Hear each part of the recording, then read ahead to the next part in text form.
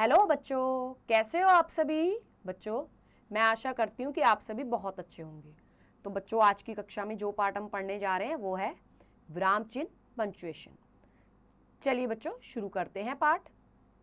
विराम शब्द का सामान्य अर्थ है रुकना, ठहरना या विश्राम करना। जब हम किसी से बातचीत करते हैं तो हमें अपने विचारों को प्रकट करते समय बीच बीच में रुकना पड़ता है ताकि हम अपनी बात दूसरों को भली भांति समझा सकें। इसी प्रकार जब हम अपनी बात लिखकर प्रकट करते हैं तो विभिन्न प्रकार के भावों, स्थितियों तथा उतार चढ़ाव को व्यक्त करने के लिए कुछ चिन्हों का प्रयोग करते हैं। इन्हें विराम चिन्ह कहते हैं। विराम चिन्हों के द्वारा यह स्पष्ट हो जाता है कि हमें किसी वाक्य के बाद कितनी देर रुकना है तथा किसी शब्द पर कितना बल देना है। शब्दों तथा वाक्यों को अलग अलग करने के लिए भी इनका प्रयोग किया जाता है। देखिए बच्चों, क्या होता है, आपने देखा होगा जब भी हम किसी से बात करते हैं तो हमारे फेस पे अलग अलग तरीके के एक्सप्रेशंस आते हैं। और बच्चों, जब हम किसी से क्वेश्चन कर रहे हैं तो हम इसी तरीके से उससे बोलते हैं, उस सामने वाले बंदे को पता चल जाता है कि हमसे क्या कर रहा है, क्वेश्चन कर रहा है। अगर हम उसे कोई हैरानी वाली बात बता रहे तो हमारे एक्सप्रेशंस अलग होते हैं, अगर हम कोई नॉर्मल बात बता रहे तो हमारे एक्सप्रेशंस अलग होते हैं। अब बच्चों देखिए क्या होता है, अगर हम सामने वाले से बात कर रहे हैं तब तो सामने वाले को हमारे एक्सप्रेशन समझ में आ रहे हैं। लेकिन बच्चों, अगर मान लो हम किसी से बात ना करके हम उसको अपनी बात बता रहे हैं, लिख कर बता रहे हैं, तो बच्चों हम अपने एक्सप्रेशंस कैसे शो करेंगे। अब देखिए, जब आप मौखिक रूप से बात कर रहे हैं तो आप बीच बीच में रुक भी रहे हैं, है ना। और अगर कहीं पे कोई हैरानी वाली बात है तो आप उस पर भी एक्सप्रेशन अलग शो कर रहे हैं। और बीच बीच में बातों के आप रुक भी जा रहे हैं, आप क्वेश्चन वाली बात भी उससे कर रहे हैं। लेकिन बच्चों, अगर आपको किसी को ये बातें सारी लिख कर बोलनी है या लिख कर समझानी है तो बच्चों आप कैसे समझाओगे। तो बच्चों, ऐसी स्थिति में हम किसका प्रयोग करते हैं, विराम चिन्हों का। तो देखिए, विराम का जो सामान्य अर्थ है वो है रुकना या ठहरना या फिर विश्राम करना। अब बच्चों, लिखते समय अगर हम ठीक प्रकार से अपने मन के भावों को दूसरे को समझाना चाहते हैं तो हमारे को क्या करना चाहिए, विराम चिन्हों का प्रयोग। चलिए बच्चों, आइए अब हम कुछ प्रमुख विराम चिन्ह देखेंगे। हिंदी भाषा में प्रयोग किए जाने वाले प्रमुख विराम चिन्ह। सबसे पहला है बच्चों पूर्ण विराम, फुल स्टॉप। ये देखिए, इस तरीके से इसका जो साइन है वो लगाया जाता है। प्रश्नवाचक वाक्यों को छोड़कर सभी प्रकार के वाक्यों के समाप्त होने पर पूर्ण विराम का प्रयोग किया जाता है। इसका चिन्ह डैश है। जैसे, यह एक किताब है, उत्तर प्रदेश की राजधानी लखनऊ है। देखिए बच्चों, यहाँ पे क्या बताया जा रहा है कि प्रश्नवाचक वाक्यों को छोड़कर सभी के पीछे सभी प्रकार के वाक्यों के समाप्त होने पर पूर्ण विराम का प्रयोग किया जाता है और एक डंडा खींचकर इसको दर्शाया जाता है।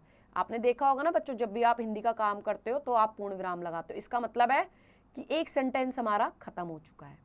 अब यहाँ पे देखिए, यह एक किताब है, उत्तर प्रदेश की राजधानी लखनऊ है। आगे आइए, अगला है अल्प विराम, कोमा। हाथ के हाथ आप साइन भी देखते रहें। अल्प विराम का प्रयोग बहुत कम अवधि तक रुकने के लिए वाक्यों के बीच में किया जाता है। इसका चिन्ह डैश है। जैसे, 26 जनवरी 1950 को भारत में नया संविधान लागू हुआ। सोहन, रोहन, शौर्य और मोहित मित्र हैं। तो देखिए बच्चों, क्या बताया जा रहा है अल्प विराम का।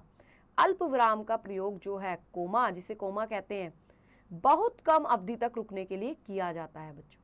अब मैंने आपको पढ़कर भी बताया, जैसे 26 जनवरी 1950 को भारत में नया संविधान लागू हुआ। सोहन, रोहन, शौर्य और मोहित मित्र हैं। आइए बच्चों, अगला देखते हैं। अगला है अर्धविराम, जिसको आप बोलोगे कॉलन। तो बच्चों, अर्धविराम में इधर देखेंगे आप किस तरीके से लगता है, ऊपर एक डॉट और नीचे कोमा, जैसे आपने कोमा लगाया था। पूर्ण विराम से आधे समय रुकने के लिए अर्धविराम का प्रयोग किया जाता है। इसका चिन्ह डैश है। जैसे, यह मेज ज्यादा समय तक नहीं चलेगी, यह बहुत सस्ती है। मोहन एक बेईमान आदमी है, ऐसा सभी लोग कहते हैं। तो बच्चों, ये जो कॉलन है, जो अर्धविराम है, इसका प्रयोग पूर्ण विराम से आधे समय के रुकने के लिए किया जाता है। चलिए नेक्स्ट आइए, प्रश्नवाचक चिन्ह, इंटेरोगेटिव मार्क। इस चिन्ह का प्रयोग प्रश्नवाचक वाक्यों के अंत में किया जाता है। इसका चिन्ह डैश है, जैसे भारत की राजधानी कौन सी है, तुम्हारा नाम क्या है। तो बच्चों प्रश्नवाचक जो चिन्ह है इनका प्रयोग क्यों किया जाता है? इन प्रश्नवाचक चिन्हों का प्रयोग प्रश्न पूछने के लिए किया जाता है। अब इसमें कोई भी प्रश्न हो सकते हैं और आप सभी को पता होगा इनका साइन कैसा होता है। आगे आइए, अगला है विस्मय सूचक चिन्ह, एक्सक्लेमेशन मार्क। देखिए बच्चों किस तरीके से लगता है, एक डंडा और नीचे डॉट। विस्मय, शोक, घृणा, हर्ष या आश्चर्य आदि का भाव प्रकट करने के लिए या किसी को संबोधित करने के लिए विस्मय सूचक चिन्ह का प्रयोग किया जाता है। जैसे वाह क्या खुशबू है, शाबाश तुमने बहुत अच्छा काम किया।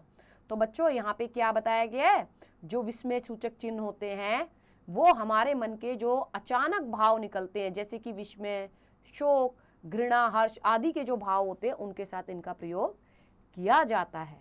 चलिए अगला है निर्देशक चिन्ह डैश। देखिए किस तरीके से लगेगा, किसी के बोले हुए वाक्यों को लिखने से पहले कहना, बोलना, बताना आदि क्रियाओं के बाद तथा निर्देश देने वाले वाक्यों के बाद निर्देशक चिन्ह डैश का प्रयोग किया जाता है। जैसे पानी में डूबता हुआ व्यक्ति, बचाओ बचाओ।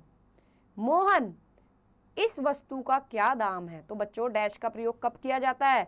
जब हम किसी की बोली हुई बात को बताने वाले हैं तो बच्चों उससे पहले इसका प्रयोग किया जाता है, या फिर अगर हम किसी को कोई निर्देश देने जा रहे हैं। देखिए यहाँ पे पानी में डूबता हुआ व्यक्ति, अब हम इसकी बात बताना चाह रहे हैं कि इसने क्या बोला, तो पहले हमने डैश लगाया, फिर इसकी बात बोली बचाओ बचाओ।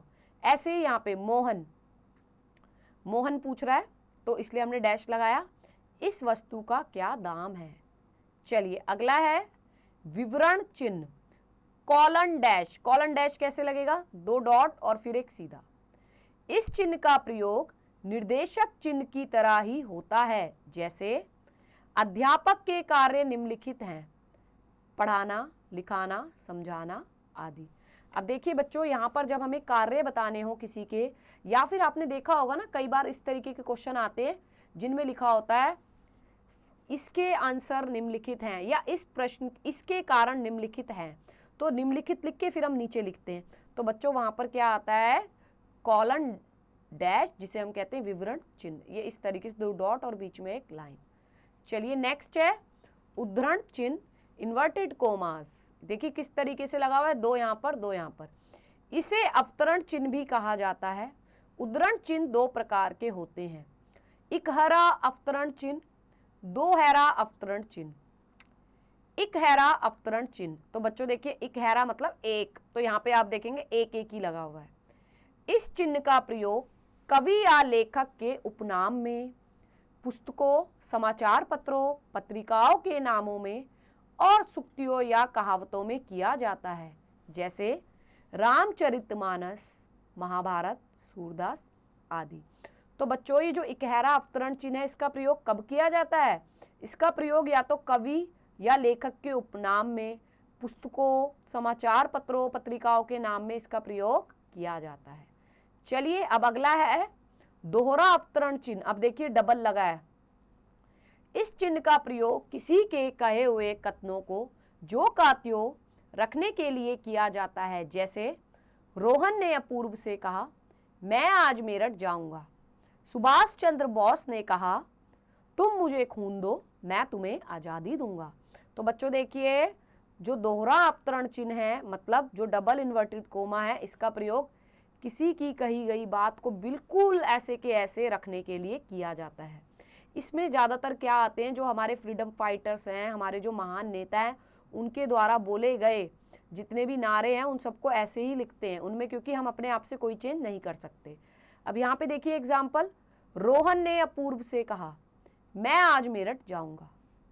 दूसरी बात, सुभाष चंद्र बोस ने कहा तुम मुझे खून दो मैं तुम्हें आज़ादी दूंगा। तो बच्चों ये देखिए यहाँ पर लगाया ना इन्वर्टेड कोमा।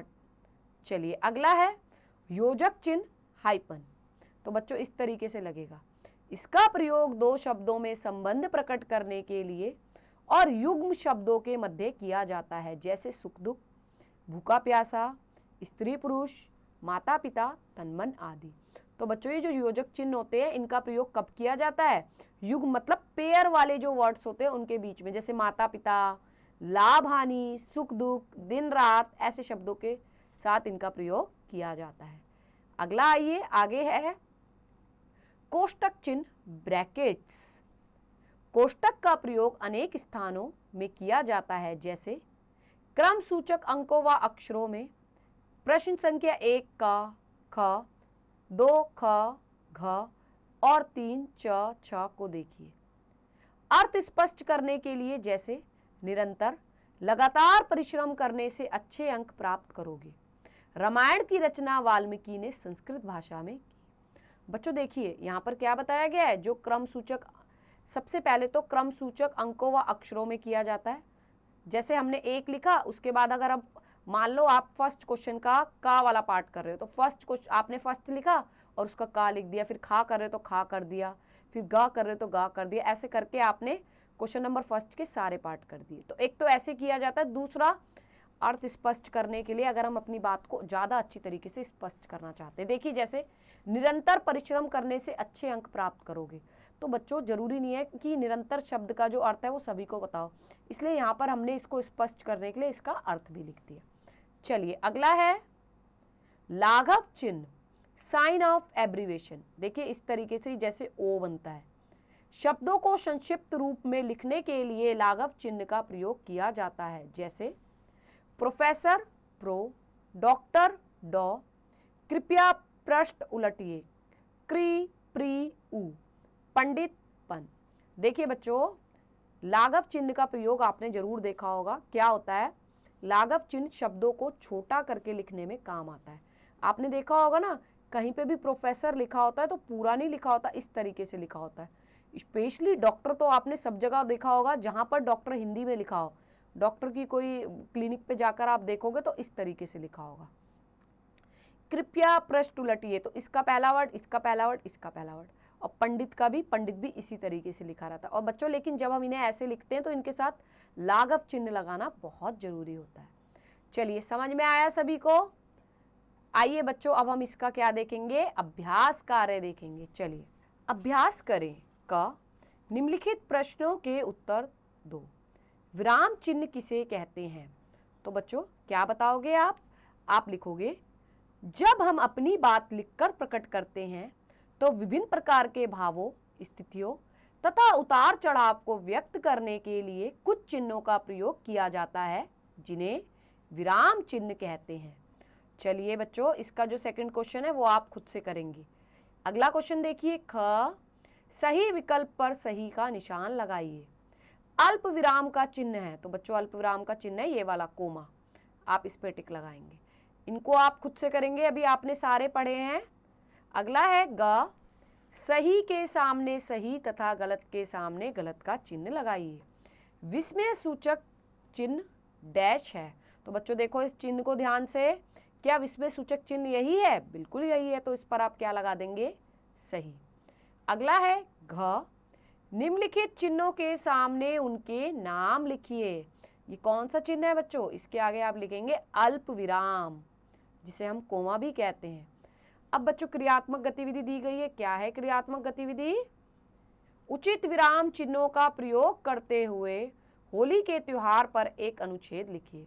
होली के त्योहार का एक अनुच्छेद लिखना है और विराम चिन्हों का प्रयोग भी उसमें करना है।